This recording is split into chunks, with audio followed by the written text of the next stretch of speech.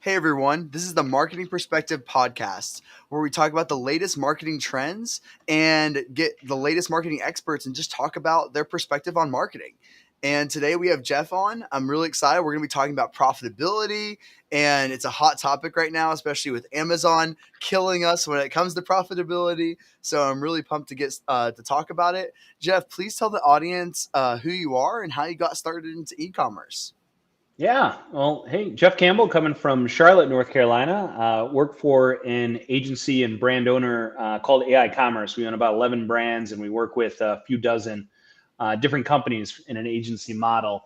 I have been doing e-com and digital marketing since 2001. Started with search engine marketing, even pre-Google, right, with Overture ads and search, and moved into creating a search-based agency with a couple buddies at the ripe age of 25. We sold it a few years later, and boy, hit that rocket ship. We grew to an agency. I was managing about $4 billion in U.S. media spend. We were top three spenders with Google and Facebook. I was managing wonderful business like Amazon and Lowe's, FedEx, Mercedes, and blue chip clients. So rode that search wave, rode that social wave, and here comes this marketplace retail media wave. So I said, hey, I'm going to try and make it work again. So started aiCommerce about 3 years ago, jumped ship, and I'm surfing. So here we are.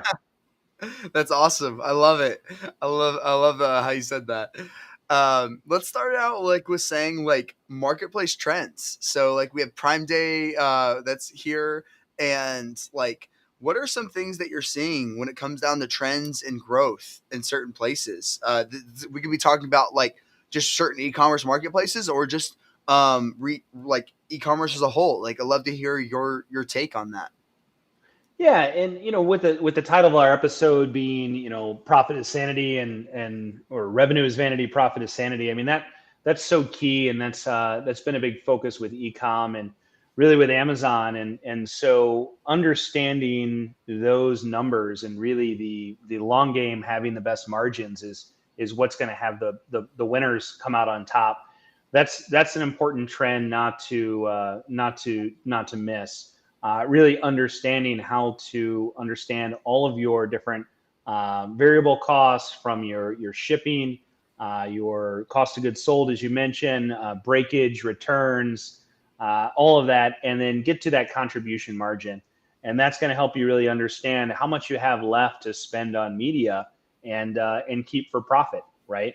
Um, Mm-hmm. too many brands don't calculate that, or are forced into a model where they have to continue to spend into kind of the red to gain initial organic traffic, and they continue that maybe a little bit too long, where there might be some other areas. Another trend I think we see is the importance of diversification, right? As some of those fees go up, or as CPCs and competition rises, greener pastures are needed. So those are a couple key top of mind. I don't know if you want to dive into any of those further, or just I can continue off some of the other trends that I'm seeing as well. Yeah, like I'd love for you to dive into like when it comes down to Amazon, it seems like their fees are raising dramatically on the Amazon side, and a lot of people are really struggling to make Amazon a profitable marketplace. Like, what are some ways that people can really be profitable these days on Amazon?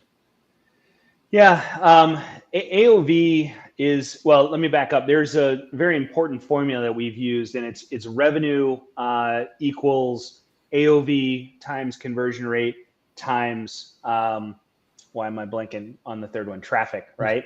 Yeah. So those are your three levels, right? I can look at my traffic and my targeting and my CPCs that I'm paying for. I can do things to improve my conversion rate. So think, coupons and pricing, but also ratings and review acquisition, and just a better experience on some of the PDPs, or even as your brand store and your brand improves. And then third, from AOV. So can you package things up? If you've got a $10 or $20 product on Amazon, I hate to say good luck, but it's going to be really hard, because those CPCs, as they go up, I mean, some categories are $2 and $3. Well, if you've got a $10 or $15 unit, and you've got all those costs calculated, you basically have to have conversion rates of over 50%. So real quickly, like, hey, I can't be in the game of selling these low AOV, average order value products. I got a bundle. I have to think bigger, variety packs and more to get that AOV up over 30, 40 and more. Yeah. And what can someone do to like really like accomplish that? Is like put more variations together, do virtual bundles. Can you go into like some strategies to increase AOV? Yeah, I mean, those are probably the two big ones for sure. There's also not a lot you can do. I mean, if you're in categories and you're thinking about new products to go after, and you're finding the competition is $20 AOVs, I'd even steer clear. Right, it's going to be really tough in the long game to find margins that are going to work well in that space. And again, to get that cold start going, you're going to need coupons for conversion rates. You're going to need to invest a little bit to start getting some sales. You're probably going to need some maybe off Amazon or off marketplace media to start getting that flywheel going. That's all going to come at a cost. And again, if you're playing with a $2 or $3 spread, that's not going to go very far in terms of traffic or other tactics that are mentioned. So I'd almost avoid, and we I think have a tough time partnering with anybody that has an AOV under $20 because it is so hard to make it work because you have consultancy fees as well as all those other ones I mentioned earlier. Yeah, I totally agree. And then when it comes down to like profitability, what are some other things that people don't really talk about as much that there should be a bigger conversation about? Like, Yeah, mhm. sure. I think you have to look at that full sourcing chain to maximize not just like, hey, I've got these products and they're costing me $30 and I'm going to sell them for $45. We're going to have to dig a lot deeper. We're going to have tighter relationships with the suppliers and the manufacturers. We have to continue to look for cheaper ways to potentially manufacture or ship to keep those COGS down. So many people are just like, hey, here are my products, and how can I find cheaper traffic or more effective traffic? And that's part of that equation. Again, traffic times conversion rate times AOV. All three of those things need to work together. And if you're improving all three, you've got that force multiplier working across all to drive more revenue. Yeah, and that's a great way to look at it. And I like how you look at it from a more holistic approach, more less from like a seller perspective, more from like a brand perspective is what it sounds like. You're kind of taking a like a top down approach, like big picture is what it looks like from what I'm seeing. And Right. can you go into a little bit more about like um, other metrics when it comes down to like LTV, CAC, other brand building metrics when it comes down to profitability? Yeah, definitely. I saw a stat and it was like 54% of brands see their retail media spending as upper funnel, meaning brand building. But there was a study by Merkle that only 30% are using upper funnel metrics such as new to brand buyers, CAC, LTV. It is hard to do at times, but Amazon's helping with some of those new to brand metrics that I think helps a lot. Think of your cost of sale and think of your lifetime value as a customer. And I'd urge progress over perfection. I work with a lot of big brands, a lot of omni-channel brands, and you can spend a lot of time to perfect like what is my number. But even a swag, right? Even to get a little progress to say, hey, if I can keep my average customer for 2 or 3 years buying, 2 or 3 products, I can roughly say, hey, it's worth $100. Back in my early days, I was actually an affiliate for Amazon. So this is like 2001, 2002. It was crazy because they'd give you all the elements of the page, and you could build your own website, and you can sell. And they were paying a CPA for every sale you got, and the average sales were like $25. If you remember, free shipping kicked in at 35, so they were trying to get those up. But it was like a $25 sale, and they were paying me like $100 for a sale, and I'm like, you guys aren't going to be in business for long paying me $100 for a $25 sale on average. Like, you guys are crazy. And they're like, Jeff, we're using a 10-year model. And I'm like, okay, good luck, guys. And you think back, like, again, that customer experience, the delivery, the returns, like that all really kicked in. And my God, think of how much money we spent on Amazon. And that $100 was a steal for us to get into their ecosystem and continue to buy. So, Yeah. retailers need to think like Amazon in that sense about lifetime value and, looking at CPA or CAC, as you mentioned, to get that first sale and remarket to them. Now, the tough part is if you're living on marketplaces, you don't really own that relationship with a customer like you do on a D2C website. And we can Yeah. talk more about the trends with the D2C websites, but I don't think they look that good for e-commerce and conversions. People are going to these marketplaces to buy, so you are a little limited in what you can do, how you can talk to people, how you can interact with them. But within the terms of service, packaging inserts, warranties, there are some ways to kind of have a bit of a client relationship or a customer relationship. That's going to be really important. And then, getting into first party data for future targeting and lookalikes and whatnot for expansion as well. But yeah, that's really important. And to think about, what did it cost for me to get that customer? And, where are my margins comparatively on a lifetime value versus a single sale?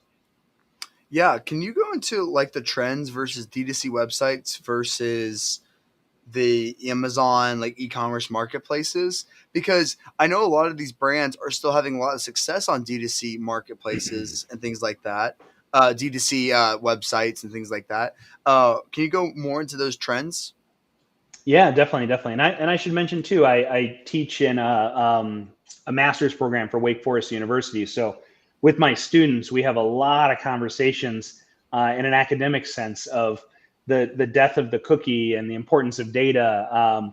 So what you're seeing, and I mentioned it earlier, is the consumer behavior as they're going to these buying channels, which are retail media and marketplaces, and that's where the purchases are happening. And Hmm. unfortunately, the Walgreens or the Kroger or the Amazons are owning a lot of the customer data, and we'll see how much they share and contribute, because it is a great investment and it's a good immediate ROI because you're bottom funnel.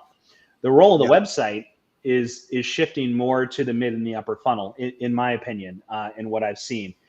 You just don't have the customers ready to buy, and you've probably seen the stats, right? Number one discovery is Amazon for product searches versus Google, right? And that's actually fallen a little bit for Amazon, and you've seen Walmart and some of the others start to pick up. But Google and kind of the old 10 years ago, those are stats that don't look as good. Product discovery is great on social, right? You're scrolling, that's how you discover and reach new people. Where you're going to take them to your website, where you can control more of the content and the brand, and maybe get email addresses, or to get them to purchase, and what's the right mix. So again, that academic conversation of what role does it play, it's moving more and more to the mid and the upper funnel because of the control, because of the content. But consumers are like, hey, I like my return policy from Amazon. The Prime delivery truck is coming every day already. I don't want to deal with just another place and have to figure out, how their system's going to work, and how I'm going to work, and share my data and put in my credit card yet to one more place. But again, for brands out there to think of the value exchange you can still have, maybe without a purchase, newsletter lists of new products, additions, those sort of things, that becomes more and more important in that mid funnel. And again, that lifetime value, that's going to be more of the role of the website versus sales. And the cookie deprecation is not going to help as well with targeting and the lack of ability to use third party data in audience and behavioral targeting with your advertising.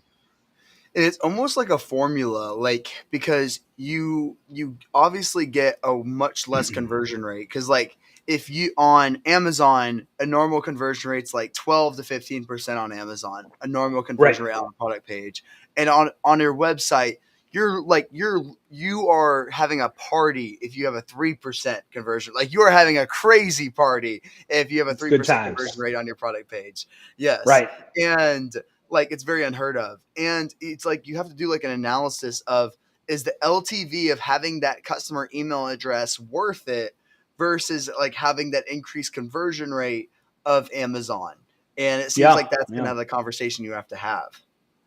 Yeah, and Amazon's aware of this too, right? And they've got the attribution links working. I think it's still technically in beta for two years plus now, but they're letting you take a lot of that outside media and see how it does for sales. So I mean, that's in direct competition of driving to your website. We've done many bake-offs side by side, and it's not just the immediate sale of like, hey, if I'm going to pay $1 a click, I can either send to my website with 3% or get 15% out of Amazon. There's also kind of that bigger value conversation to have.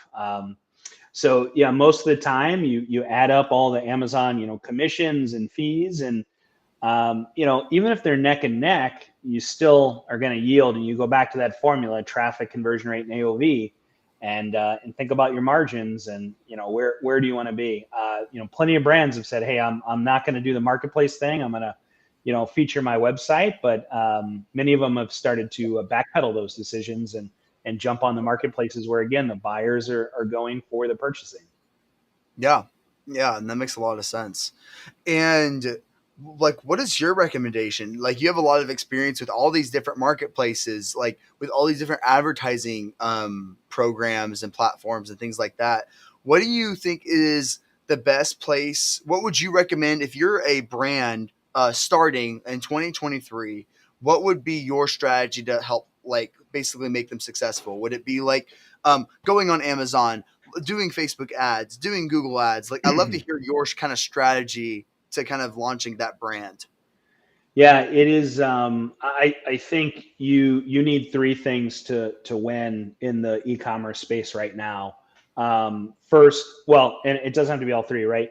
So one is a low price product strategy, right? So Mhm. that can work really well, and it's unattainable for many. But if you're low price, that's gonna, I might go straight to the marketplaces, right? Second is diversification, right? How is your product different from those in the category, and how much more are people willing to pay for that, right? And how new is that diversification? Does that need some love in video and imagery to come to life, right? Something like Mhm. social could really do well in that space, but you also have sponsor brand videos and other things popping up on social that are a little more discovery focused. But Yeah.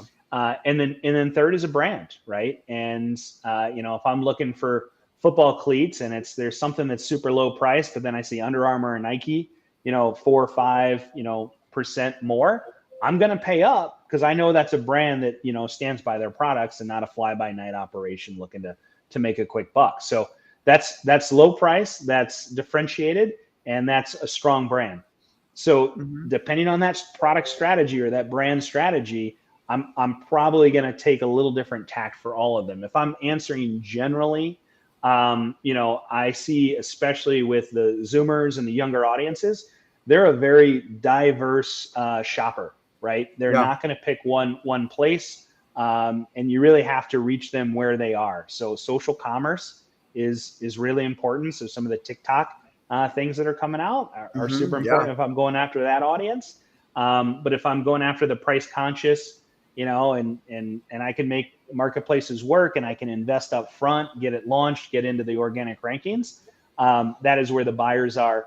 If I want to build a brand, I'm thinking a lot differently of building brand type media all over the internet, all over the social, and having a pretty strong content strategy on my webpage, complemented maybe by a product strategy in marketplaces. So it's tough to say be everywhere, but I think you need to be, and I think you need to look at see how those channels are working together based on your goals. Again, all those different goals I laid out, and that's going to dictate your strategy. The fragmentation and complexity will continue. There's no doubt in my mind, Victor. It's not going to get any easier. Dip your toe in, start going, get familiar with data, understand how things work, and then start test and learn. So you had an interesting point about social commerce, and I wanted to pick your brain about this. Why do you think social commerce hasn't been very successful? Because like Instagram has been launching so many features about the ability to buy within the social media platform, and like logically it makes perfect sense. Like, I don't know why logically it seems like there's billions of people on a social media platform, and Yeah. people already know, we already know the direct link of the amount of people that look at a social media post and buy on Amazon. So we know there's a Yep. correlation. Yep. why is social commerce not the biggest thing in the world? Like, it Yeah, seems like no. that should be so successful, but it's not. I don't understand. And it's not in the US, right? But you look at China and some other markets, it Yeah. really is. So, you know, I don't have a perfect answer, but I think it's search and discovery and kind of the mindset you're in. If you're a hand raiser typing, I want this now, no matter what platform, Google, Amazon, whatever, you're in a very different mindset than, throwing, looking at funny videos or whatever it might be on TikTok. And boom, there's something cool. But again, I'm not buying right now. I don't have my credit card nearby, but again, that seeds, and you start using some attribution, and that can work. But I think it's just the search versus discovery, and I think so many marketers and e-commerce folks are thinking bottom funnel, and they see that performance there. But again, working with so many of those big brands that I mentioned on the onset, like getting into that consideration set, creating a search, right? Almost manufacturing search volume through some of those social feeds is really important. And I think the bigger Yeah. brands are thinking about that and doing a lot more spending than some e-commerce kind of DR focused bottom funnel people that haven't seen the immediate effect, and comparing it directly to something like search on marketplaces or Google, and that it's just a different mindset, different stage of the funnel. I think it's inevitable though. I really do think that like social commerce is like, yes, you're right about the different mindsets, but I feel like eventually the customer mindset is going to be there, because like we all know about the success stories about people one viral TikTok and getting $20,000 increase in sales on Right, Amazon. Like, right. we all know those success stories, and it seems like inevitable that a social commerce, like whether if it's TikTok or Instagram, whoever ends up figuring it out, that like there's already people on the platform and figuring out the e-commerce piece within the platform. Like, I feel like it's inevitable. Do you agree, disagree? What are your thoughts? Yeah, I agree that. So the stats right now for 2023, half of social users are expected to make a direct purchase this year, right? Mm-hmm. I- Yeah. you know, I don't know. To me, that we're in the industry, right? That seems a little low. That seems a little slow, right? So you, on the flip side, have 50% of people who haven't even dabbled in social commerce yet. So a lot of Yeah. upside, more to come, right? So we're going to see more of it. And then I think you'll have some features like TikTok Commerce. We'll see if live streaming, again, it's not successful in the US yet. We'll see if that picks up. I'm not too bullish on live streaming, but again, maybe it's generational. But TikTok buyers are expected to reach parity with Facebook and surpass Instagram in 2023. So I Wow. think that battle between Instagram and TikTok are going to be interesting. And TikTok seems to be very serious about commerce, Yeah. where Instagram, has tested, dabbled, and does okay, but maybe isn't their main focus, right? You've got threads and other things now, but there's an opportunity, right, with only 50% of social users making a purchase right now. Yeah. And let's go into a little bit more about profitability. In that, is there anything else that you see that people are doing wrong when it comes to profitability these days, and that they could be they could be not looking at their data? Like, what are people doing wrong when it comes to profitability these days? Yeah, I'm shocked by the lack of automation, especially around bid management. You need third party tools, and there's a ton out there, PackView and IntentWise and Teikametrics, and they're all great. And I don't want to generalize, but most of them go in hourly, and they check on performance, and they'll bid you up or bid you down. You Yep. set rules that say, hey, my break even is $3.40, for every dollar I spend, and if I'm at it, put the pedal down for volume. If I'm not, slow down my ranks and lower me down. And on an hourly basis, as competitors' budgets come and go, their inventory comes and goes, coupons come and go. You can't have a human. I don't know if you remember the story of John Henry, right? Who battled the steam locomotive or the steam engine in terms of making the railroads. And he was a steel driving man, right? He worked his butt off, went toe to toe with this machine, and they had a race, and he actually won. beat the machine, right? But then he Uh-huh. keeled over and died, like on Wow. the spot, as legend has it. So, you know, we still have this mindset of like, you know, trying to do it ourselves, and there's some expense there, but you know, to be able to do the analysis and say, hey, it's worth it for me as a human not to go in, and I couldn't possibly go in hourly throughout the day and the week, especially during, you know, prime days. That automation is one big thing, and some of the, you know, if then Boolean logic of profitability and setting different ROAS or ACOS, Yeah. whatever your flavor is, goals, isn't there. And then to add on to that, product level differences, right? Hmm. I worked with a major toy manufacturer, and they had wooden puzzles which were $20 to play kitchens that were $200. And they're like, well, our ROAS is $6. That's our goal. And I'm like, well, for which product categories, which products? Like, your margins are extremely different. Your cost of goods sold are extremely different. Your shipping, like you can't have the same goal on a $20 and a $200 product. You True. know, so some education happens. So again, to go through the math and understand the profitability and the break even of kind of every product type, product category, and then to use some automation in the advertising to make sure that when you hit the, you know, the break even or whatever profitability you build in there, that we're then focused on volume of revenue. What are some action items? You talked about a lot of really valuable insights there. What are some action items that you can give to the audience to start saying, hey, like every single month you got to be looking at your profit and loss by products.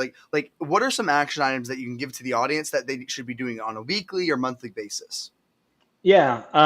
So I think one thing is to categorize all of your SKUs or your ASINs in a life cycle. So like stage and then phase. So you're going to have some that are in a launch phase, and you're going to treat those during that launch very differently from something that's mature, right? Or something that's mature that's losing money. So you need to understand kind of that life cycle where everything is, and then track that monthly, and then look at the associated metrics. Because if you're in launch phase, in an Amazon example, I highly recommend you're looking at conversion rate and you're looking at organic rankings through your ad spend, right? Too many people are looking at like ad ROAS, and it's like, whoa, you're trying to get rankings right now. You're trying to get visibility. Efficiency comes later, right? Mm-hmm. So to look at least at a monthly basis when in that all important like honeymoon launch phase, you're certainly looking and making different moves. So I mentioned there's a stage of launch. There might be 3 or 4 phases within that launch phase where you're moving through to get more efficient, or you're optimizing certain things. It could be, again, conversion rate, AOV, making bundles, traffic, and more. So that's one thing I'd look at, is make sure you know the metrics by stage and even by phase for each ASIN. And then part of that's profitability, right? Profitability is going to probably come more in the maturity phase, after Mm-hmm. kind of that growth investment. You're going to lose money at the start of a launch. You're going to hopefully break even during growth. And then maturity is when you can start saying, hey, it's time to start making a little bit money. I can tweak these things. But as you know, as the competitive landscape shifts, as CPCs grow, even that maturity can go into disarray. So at Yeah. minimum monthly, looking at that granular level detail, that ASIN or SKU level detail, very important. I think at a high level, yeah, I'm a data nerd. I can go on forever, but you know, Same. looking at conversion rate changes is really underestimated or Yeah. underdone by too many brands. I see that landscape shifting, and people are just almost myopic on ACOS, ad ROAS, or total ROAS, or tacos. That's important things. But again, if you're seeing CPCs, another big factor to look at, going up year over year by X%, or month over month, you know, to look in deeper. So you have your volume metrics, you have your efficiency metrics, understanding kind of what comes first, and then if one goes up or changes differently, what are you going to do about it following? But step back, you know, look at the data weekly, and then monthly is going to be more of your insights and your actions. and then quarterly is going to be more of your planning. So make sure you have segments, data cuts to look at kind of all of those and involve all channels and be able to dive deep into single channels as well. Yeah, that's super valuable. And is there anything else that's been top of mind for you lately? It could have been about something that we talked about or something that you've been seeing in the marketplaces that you want to mention that's been top of mind for you. Yeah, I think I've hit on the main ones. I mean, to recap, like, the challenge of the D2C website, I think is really interesting. I think the using marketplaces to go up funnel a little bit and build a brand is crucial. Mm-hmm. The importance long term to both build a brand but also have the strongest margins possible, because I do think marketplaces are going to be a kind of a margin important game. Yeah. And your data strategy with 1P and customer email addresses and relationships for ongoing cross sells, upsells, lookalike audience builds and more. So Yeah. those are the big ones. And then maybe last, diversification. We have seen, and I'm sure many in the industry, I think PackView puts out a great quarterly report of Walmart CPCs and ROAS. Mm-hmm. So figure out where that blue ocean is. And it's kind of like back in the day, we'd be cheering for Microsoft against Google. Like, we want the little guy, we need some diversification. And so I think we're all really hopeful that Walmart gets together their game, improves their customer service, improves some of the ability of their ad types to have some manual controls versus kind of trusting the machine with autos, Mm-hmm. and even customer experience, right? Like, it baffles me that when you go to Walmart, every seller for a single product has their own listing. So we were working with a client to get them launched onto Walmart, and we're like, "Hey, search your brand now," and there were 7 of that unit of their top seller all across the whole carousel and catalog, and they weren't there, and they were all 3x their price. So it was just a bunch of resellers, and it's like there's That's no crazy. buy box, there's no centralized listing, there's no ownership of the listing. So I think from a customer experience, we're cheering for Walmart and looking forward to seeing what they're going to bring, as well as all the other retail media networks. 5 years from now, 3 years from now, because I think the stat now is, I think it's over 40% of the majority of retail marketplaces are new over the last 3 years. That's for sure. Wow. Um, Really? but Huh. yeah, are you going to it's been a crazy 3 years in retail media, right? Are you going to live in a world where you have to have a separate, campaign and login for Kroger and a separate one for, Walmart and then CVS, or, what's going to happen with Criteo and Citrus Ad? So that's another space to watch. Is we want to embrace diversification as much as possible, but at some point, like the Google, Microsoft, like, there's only so much you can do with your limited time, and you got to have volume that makes the juice worth the squeeze. So Yeah. yeah, keep your eye on the space, man. It's been a wild journey, and having done this for 21 years, history does repeat itself. So it is crazy, but the basics of conversion rates and CPCs and ROAS all remain the same, and that DR versus brand awareness component and balance has always been there. It just changes form a bit, and it needs the test and learn type mindset. Yeah, I totally agree. Well, thank you so much. That's all we have time for today. Jeff, please tell the audience, how to find you, how to find more about your business and everything else like that. Yeah, right on. Jeff at aiCommerce.com. The website's aiCommerce.com. You can take a digital master's class at Wake Forest University, or, just find me on LinkedIn. So Awesome. appreciate the time, and thanks a lot for having me, Victor. Yeah, thank you so much for joining. This is the Marketing Perspective Podcast. Thank you, everyone, for watching. We'll catch you next time.